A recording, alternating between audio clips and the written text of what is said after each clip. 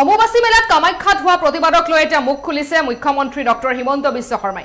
হিমন্ত বিশ্ব শৰ্মাই এই ক্ষেত্ৰত মন্তব্য কৰিছে যে অম্বুবাচী মেলাৰ সময়তহে যদি ইয়ালৈ আহে তেনেহলে বেছি পুণ্য পায়, তেনেকুৱা একো কথা নাই বুলি মন্তব্য কৰিছে অসমৰ মুখ্যমন্ত্ৰী ডক্টৰ হিমন্ত বিশ্ব শৰ্মাই। পুনৰ উল্লেখ কৰিব বিচাৰিছো আজিৰ দিনটোত কামাখ্যা মন্দিৰত উপস্থিত হৈছে পত্নীসহ অসমৰ মুখ্যমন্ত্ৰী ডক্টৰ হিমন্ত বিশ্ব শৰ্মা আৰু কামাখ্যাত হোৱা প্ৰতিবাদক লৈ এতিয়া মন্তব্য কৰিছে মুখ্যমন্ত্ৰী ডক্টৰ হিমন্ত বিশ্ব শৰ্মাই। মেলাৰ কেইদিন ইয়ালৈ আহিলে বেছি পুণ্য পায় তেনেকুৱা একো কথা নাই বুলি কৈছে।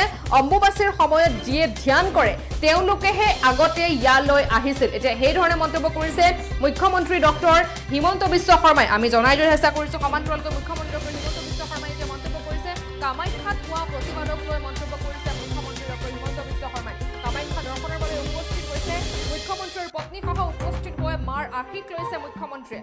অসমবাসীৰ মংগলৰ কামনাৰে পূজা অৰ্চনা কৰিছে মুখ্যমন্ত্ৰীৰ সমান্তৰালকৈ কামাখ্যা মন্দিৰত নিৰ্মাণ হ'ব লগা কামাখ্যা কৰিডৰৰ সন্দৰ্ভতো মন্তব্য কৰিছে। আমি জনাই দিয়াৰ চেষ্টা কৰিছো আৰু সমান্তৰালকৈ মুখ্যমন্ত্ৰী ডক্টৰ হিমন্ত বিশ্ব শৰ্মাই কৈছে যে ইমান মানুহ আচলতে পাহাৰে ল'ব নোৱাৰে, তথাপিও ৪,০০০ মানুহ থকাৰ বাবে আমি ব্যৱস্থা কৰিছো আৰু বিগত দিনসমূহত ইয়াতকৈও বেছি মানুহ থাকিবৰ বাবে আমি ব্যৱস্থা কৰিম। আচলতে সকলো লোক আহিলে ইয়াত অম্বুবাচীৰ সময়তহে ইয়ালৈ লোক আহিলে পুণ্য হয় তেনেকুৱা কথা নাই। যিসকল লোকে আগতে ৩টা দিন ধ্যান কৰিছিল সেই লোকসকলহে আগতে ইয়ালৈ আহিছিল বুলি কৈছে।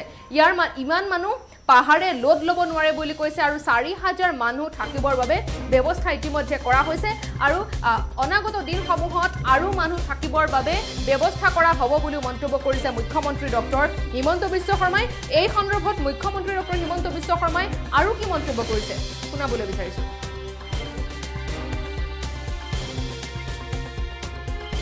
পৰম্পৰা হৈছে তেনেকুৱা পৰম্পৰা আগতে নাছিলে।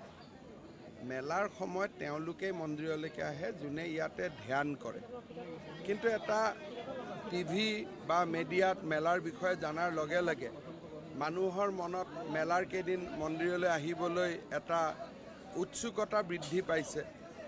কিন্তু পাহাৰখনটো পাহাৰখনটো আপুনি ডাঙৰ কৰিব নোৱাৰে, ৰাস্তাকেইটাটো ইমানেই ডাঙৰ। মই ভাবোঁ যে মেলাৰ কেইদিন পাহাৰৰ ওপৰত অহাটো কোনো ইয়াত কিবা বেছি পুণ্য পায় তেনেকুৱা কথা একো নহয়। যিসকলে ৩ দিন ধ্যান কৰে তেওঁলোকেহে মেলাৰ সময়ত ওপৰলৈকে আহে। কিন্তু আমাৰ আপোনালোকে সাধুক দেখুৱাই দিয়ে, বিভিন্ন সন্তক দেখুৱাই দিয়ে, মানুহৰ মনত উৎসুকতাৰ সৃষ্টি হয়, মানুহ আহি যায়। আচলতে ইমান মানুহ পাহাৰখনে ল'ব নোৱাৰে।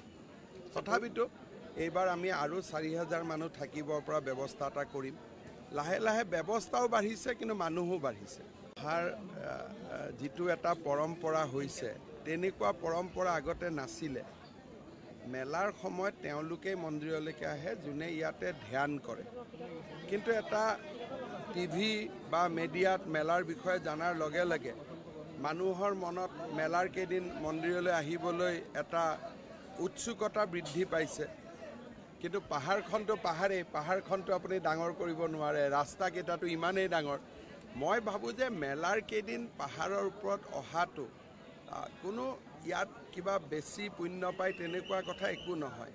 যিসকলে ৩ দিন ধ্যান কৰে তেওঁলোকেহে মেলাৰ সময়ত ওপৰলৈকে আহে। কিন্তু আমাৰ আপোনালোকে সাধুক দেখুৱাই দিয়ে, বিভিন্ন সন্তক দেখুৱাই দিয়ে, মানুহৰ মনত উৎসুকতাৰ সৃষ্টি হয়, মানুহ আহি যায়। আচলতে ইমান মানুহ পাহাৰখনে ল'ব নোৱাৰে। যিকোনো খবৰৰ বাবে যোগাযোগ কৰক আমাৰ এই নম্বৰত 7099017330 আৰু 7099017110।